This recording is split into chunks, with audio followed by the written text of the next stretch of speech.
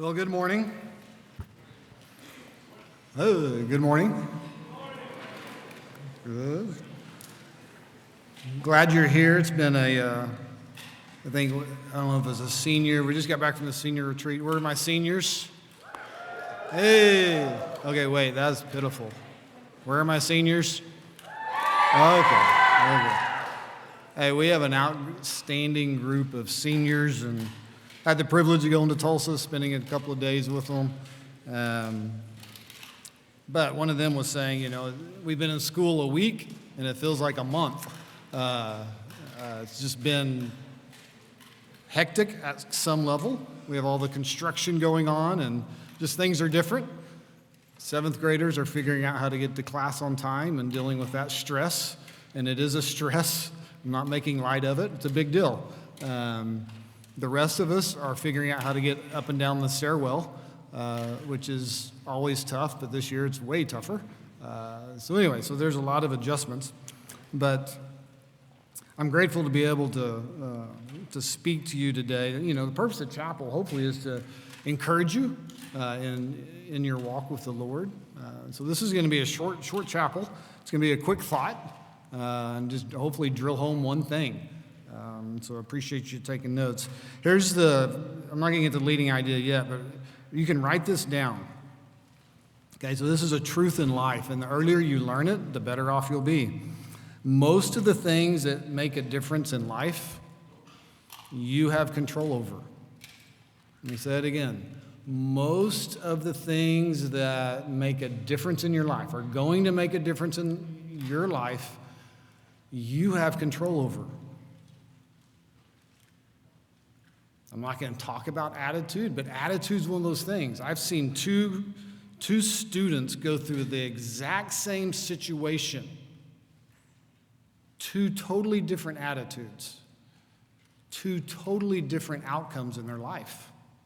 So that's an example. When I say the things that make a difference in your life, you get to control almost all of them. Now, here's the encouraging thing. So here's another statement. So the things that make a difference in life, the cool thing is you get the opportunity to learn and grow in those things, meaning they're learnable. You may not be good. Maybe you deal with a bad attitude most of the times. Maybe you see the negative when there's in a situation. It's just kind of your characteristic, your personality. So you struggle with attitude because life's always horrible, whatever. But you can learn to have a good attitude. So that's what I mean. These things that you have control over are learnable. So what I want to talk to you today about is something I'm learning. Okay, so I'm right in the middle of this, and God's teaching me, so I'm just bringing you into my journey, right? So here's my leading idea. How to become invaluable without being the most valuable. How to become invaluable without being the most valuable. How do you do that? What does that mean? So how do you become invaluable in the lives of those people that you do life with without being the best? There's only the best, so many best, right? Who are really good at certain things. So how do I become invaluable without being the most valuable? Now, what I'm not talking about is your intrinsic value. Everybody in here is of equal value.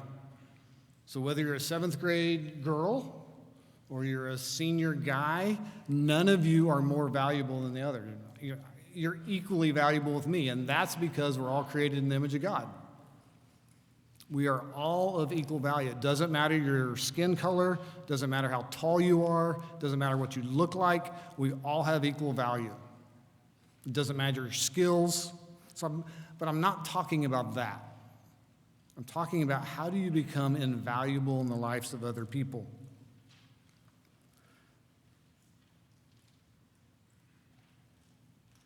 So how do you be invaluable on the team that you're on? How do you become the invaluable teammate? How do you become the most invaluable person in your class? How do you become the seniors about to graduate, probably go to college, most of you, maybe not all. But whatever your next phase of life is, how do you become the most invaluable person there on your dormitory hall. But right now you're here, so how do you become the most invaluable person here? How do you grow in your influence to make you more valuable? And it's a skill that can be learned. So let's talk about things that are invaluable. Invaluable, I'm not going to spend a lot of time here because you know what it means, right? It's precious, it's priceless, you can't put a price tag on it.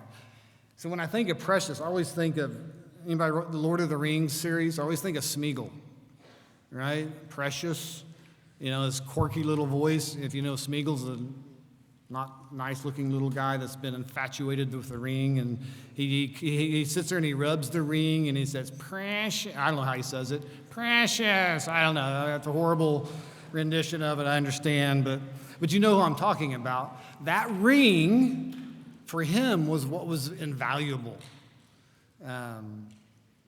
and so that's what I'm talking about. So you know what invaluable is. What's the most valuable? Most valuable player. It's usually in sports, right? There's a tournament, maybe a volleyball tournament, if they have an all-tournament team, so a lot of people who did well, but then there's only one most valuable, right? They did the best. Their skills allowed them to be the best. In the NBA, you get the MVP award. There's only a few of those, and those are the people who are just really, really good at something. That's not most of us. So there are very few most valuable people in the room, but there can be countless invaluable people. So how do you grow in that? Now, what I'm not saying is don't try to be good at volleyball. Don't try to be good at football. You should be the best you can be. But what I'm saying is, where's your focus? When I was in high school, my focus was really, really bad because my focus was on myself. I was focused on how good I could be in sports. My parents were both really good athletes, so I just inherited good genetics. I didn't do anything, okay? Nothing special, highly competitive. And so I love sports. But my focus was on how good can I be in sports, because that was how I was getting my value in my life. And then it was academics, because eventually you quit playing sports. So I'm talking to you athletes. If your focus is, man, if I can just be a starter, then that's it.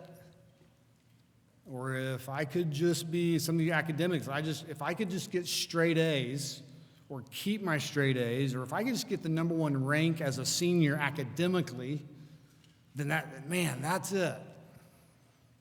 It's not.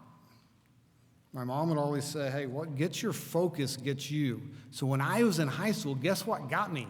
I was so performance-based, it was not good. The hard thing about it, and this is hopefully one or two of you will learn this earlier, so hopefully you're listening. The longer you live a certain way, the harder it is to change.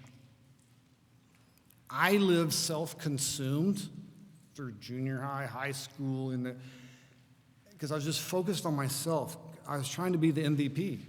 I was looking at my performance. And it's really hard to change. And God's been hitting me over the head. You need to change, you need to change, you need to change. And he's slowly changing me. So again, how do you become invaluable without being the most valuable? So my passage is in Mark 9. Mark 9, 33 to 35. And so Mark 9, it starts out the transfiguration. Some of you know what that is. Up on the mount, whatever mountain it is. But there's a few disciples who get to see Jesus as he really is. He's transfigured into his glory.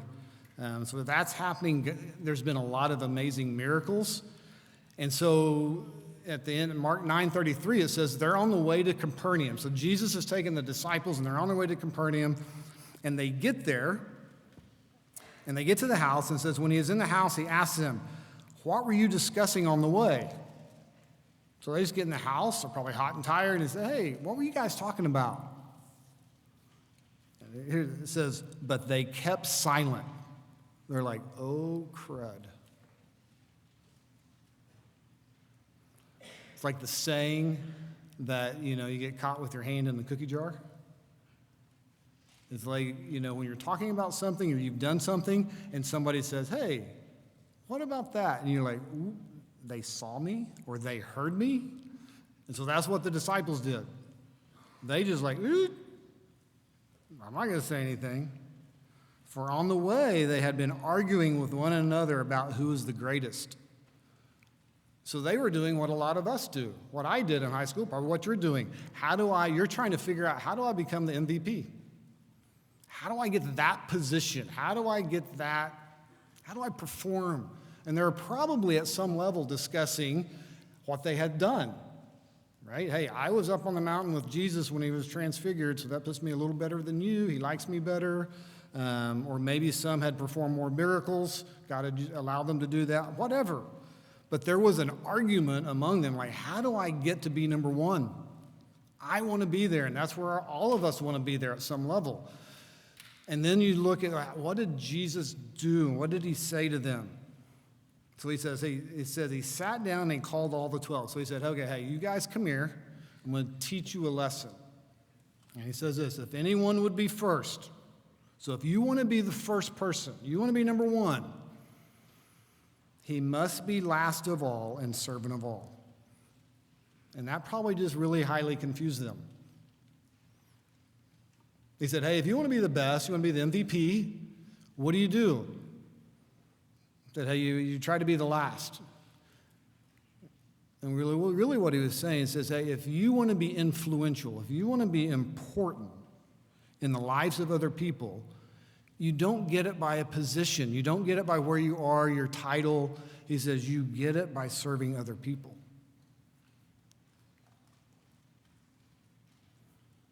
So again, how do you become invaluable without being the most valuable? You serve other people.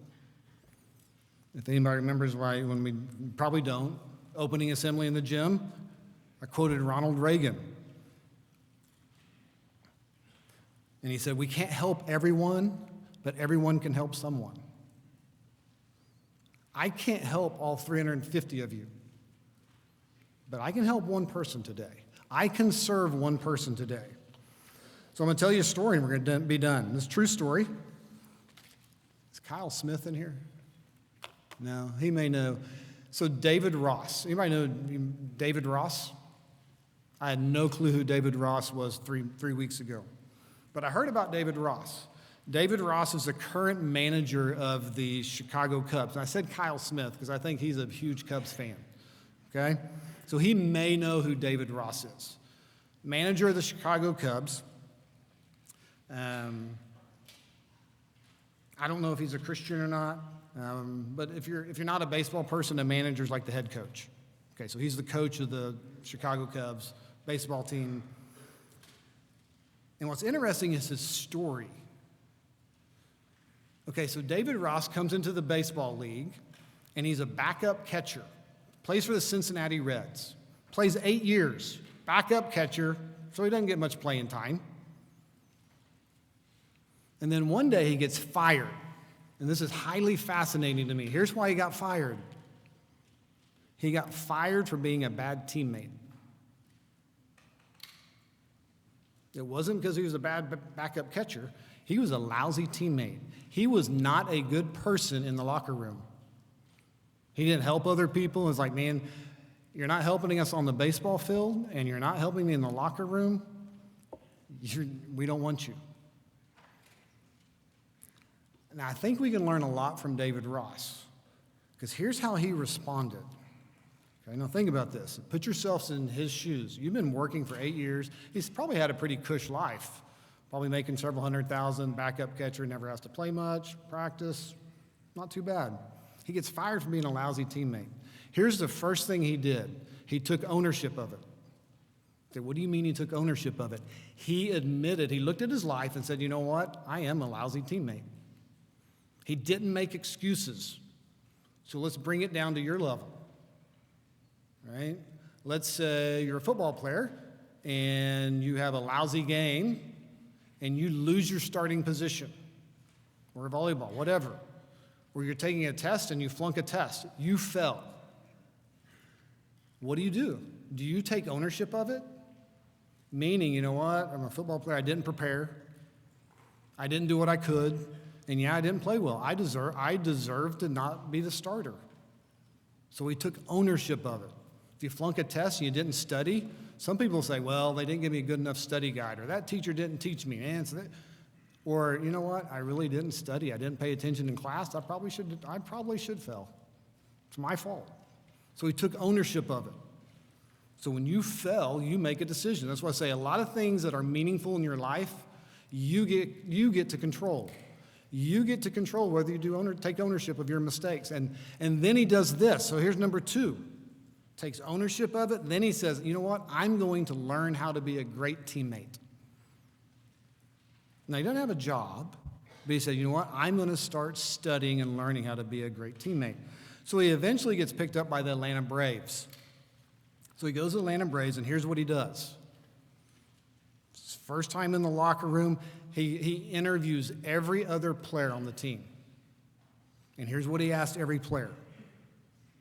He looked them in the eye and said, okay, you have probably played with great teammates before. I want the 3 top characteristics of those people. What are the great characteristics of a great teammate? What did they do? And he starts compiling a list. Interviews every athlete, every baseball player on the team, and he compiles a list, summarizes it, has it, and then here's what he did. He said every day he went over his list and he said, okay, I'm going to do this today, I'm going to do this today, and he started doing those things that great teammates did. And it's interesting what happened in his life. He's still a backup catcher. He's still not playing. He's not the MVP. He's not that good compared to the other people. But he starts learning how to be a great teammate. And he starts making his other teammates better. And then it's interesting, word gets out.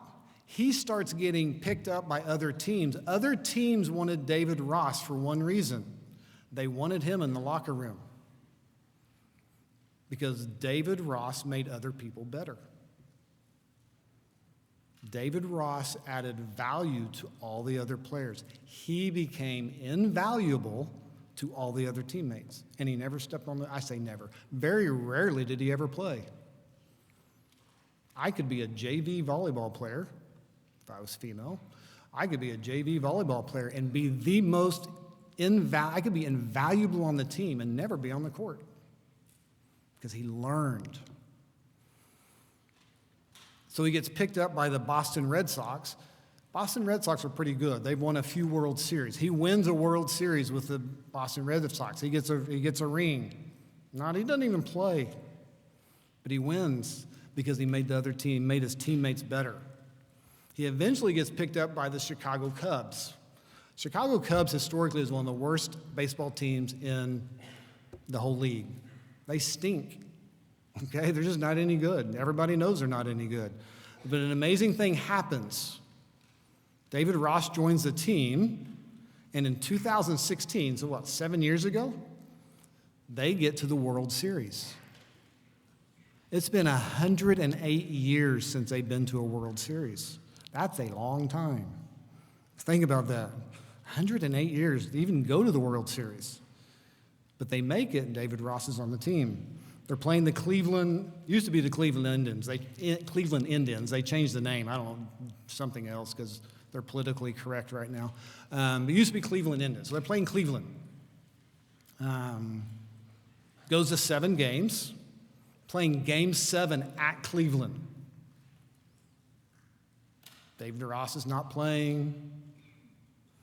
They win Game 7. Chicago Cubs wins the World Series. Everybody's shocked. The Cubs finally won. The worst team in baseball, but they win. And after you win, you carry the MVP off the field, put him on the shoulders. You've seen it. The pitcher, right? Guess who the Chicago Cubs carried off the field in Cleveland after Game 7? David Ross. The guy that didn't play. He's a backup. He's a JV player. But when they win, they take David Ross. They put him on the shoulders and say, hey, this is the guy that got us here. David Ross became invaluable without being the most valuable. And he did it because he followed Jesus' formula. Jesus said, hey, if you want to be first, you've got to die to yourself. You can't be self-focused, and that was me for a lot of my life. You can't be self-focused, because if you're self-focused, you're never going to get there. But if you will become other-focused, if you will serve other people, and you look around and say, okay, how do I make you better? How do I get to know you so I can encourage you and add value to your life? If you do that, then you will become invaluable in the lives of other people. I don't know how many.